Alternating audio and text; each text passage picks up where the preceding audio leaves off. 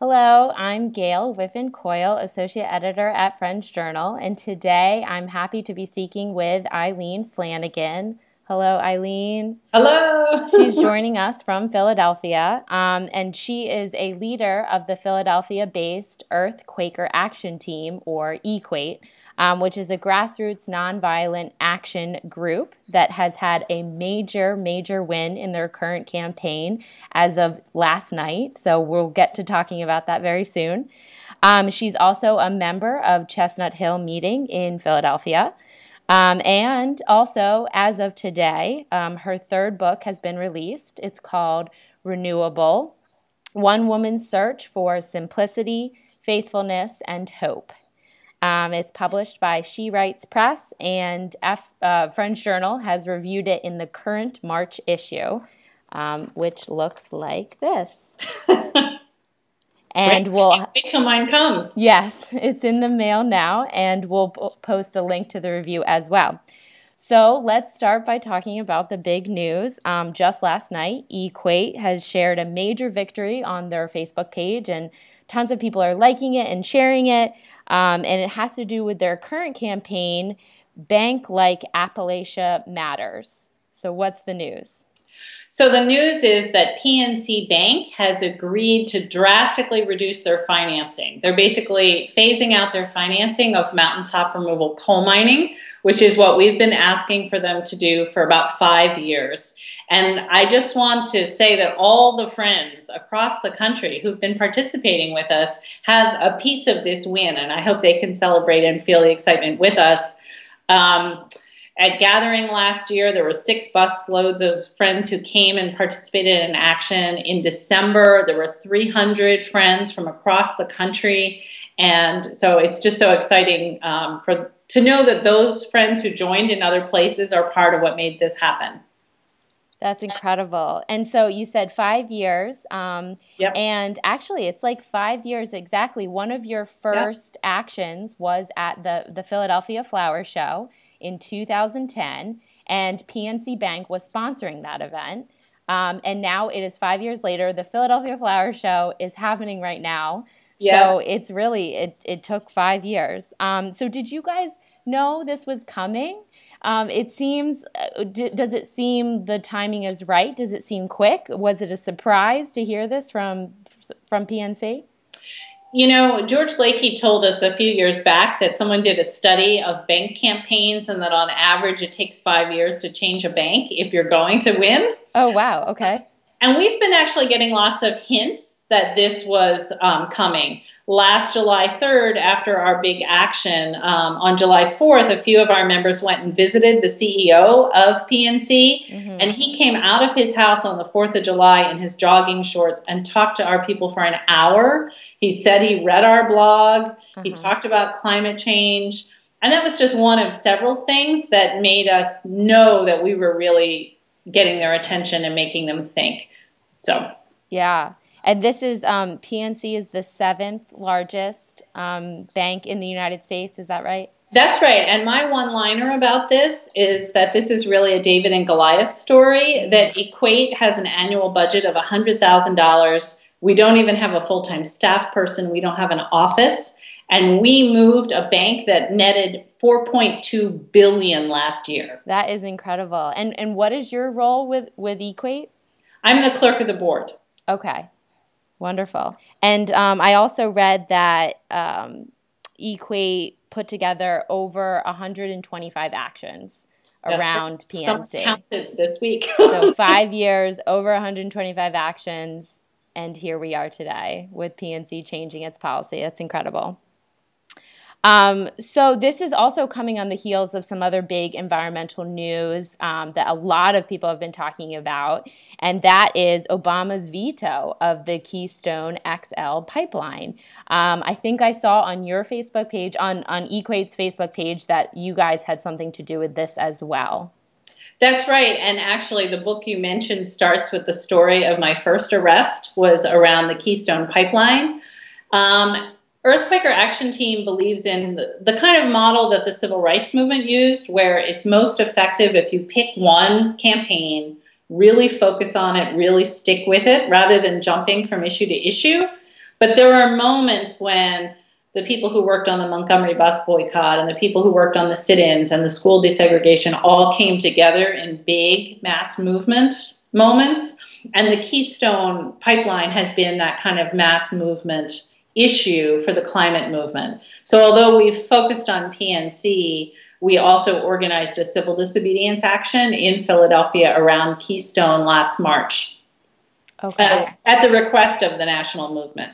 Okay. Yeah, and George Lakey also talks about EQAT strategy a lot in January issue. Right. He has an article in there about the beginnings of EQAT and the strategy that you guys follow.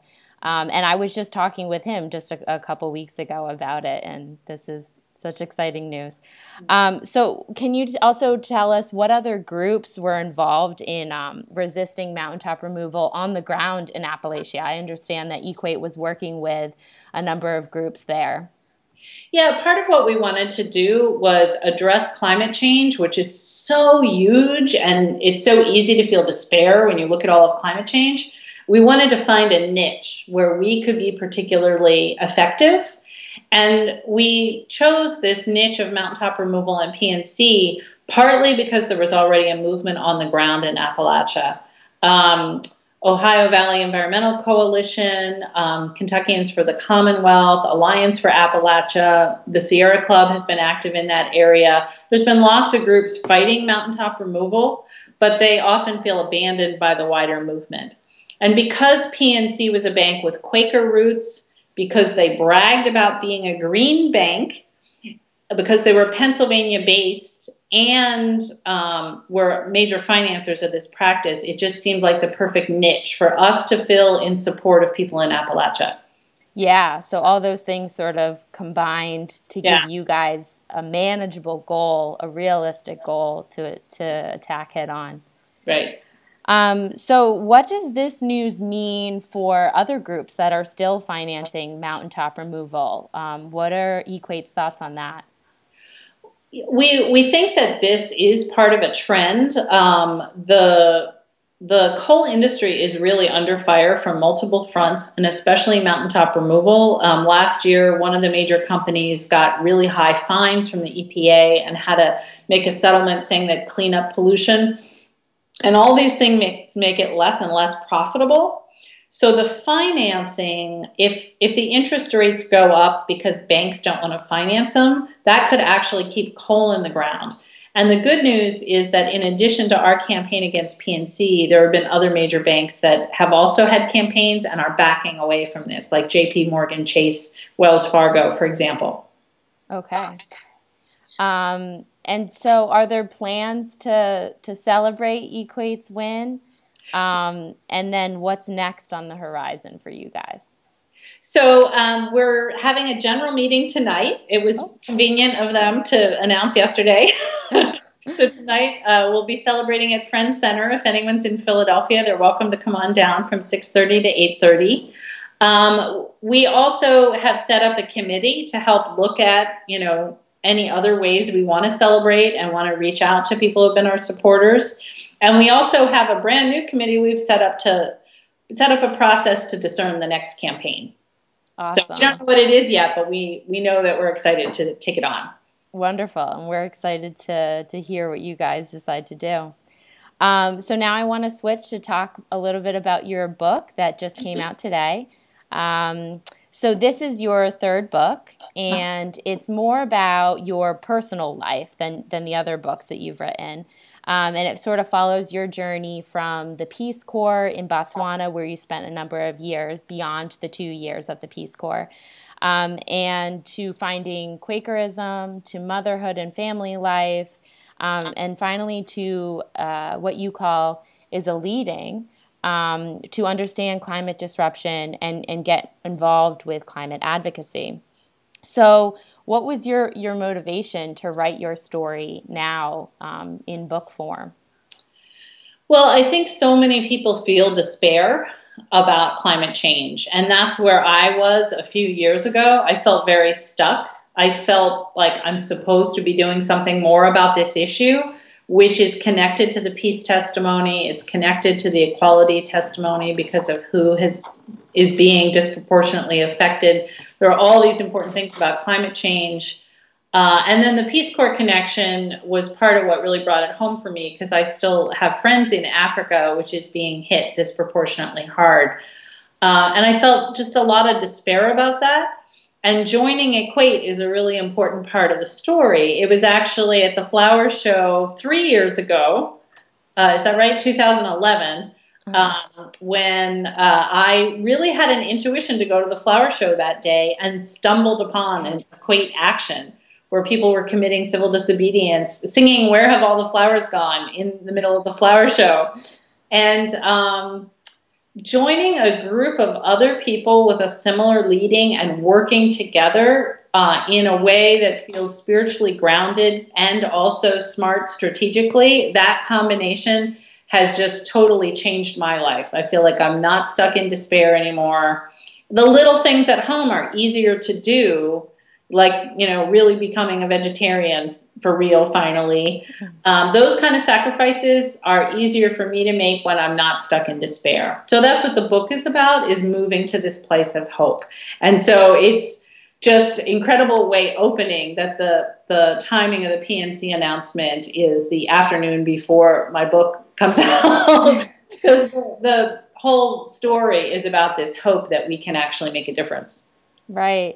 And Friends Journal does review Eileen's book in our current issue, and I have read the review, and the reviewer does mention that this is a story that a lot of 21st century friends can grab onto and pull inspiration from. So thank you for sharing your story.